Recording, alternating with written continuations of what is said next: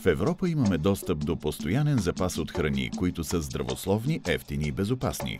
Това е възможно благодарение на модерните селскостопански практики и стриктните европейски закони.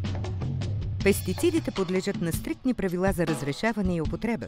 Тези правила са установени в защита на фермера, потребителите и околната среда. Европейският орган за безопасност на храните посочва: пестициди могат да се използват в Европейския съюз само ако е научно доказано, че нямат вредно въздействие върху потребители, работници или случайни минувачи, не увреждат околната среда и са достатъчно ефективни. Тогава къде е проблемът?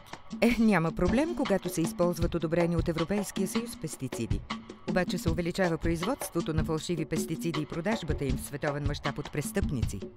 Пестицидите са продукт с голяма стойност. Те са основен инструмент за фермерите. Затова може би не е изненадващо, че съществува неограничен пазар за нелегални и фалшиви продукти. Световната търговия на фалшиви пестициди надминава тази на чанти и слънчеви очила.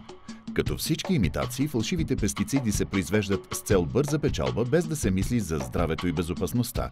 Съдържат неизвестни комбинации от вещества, които нямат печат за одобрение. Как фалшивите пестициди изобщо влизат в Европа? Интегрирането на технологиите и вратичките в законите правят живота на нелегалните търговци и фалшификаторите още по-лесен.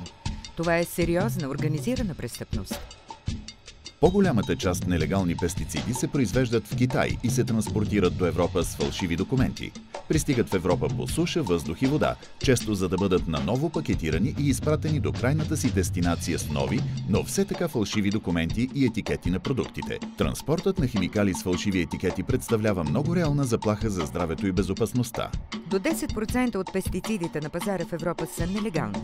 След като бъдат опаковани отново с професионално изглеждащи етикети, може да бъде трудно да се забележат фалшификатите. Най-добрият начин за избягване на покупка на фалшиви пестициди е да се използва акредитиран дистрибутор. Фермерът и земята му обикновено страдат най-много, губейки пари от фалшив продукт, който не действа на насажденията по предназначение или по-лошо, убива ги.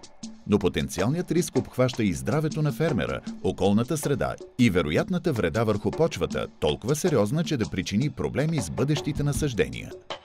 Ако спрем влизането на фалшиви пестициди в Европейския съюз, те няма да достигнат пазара.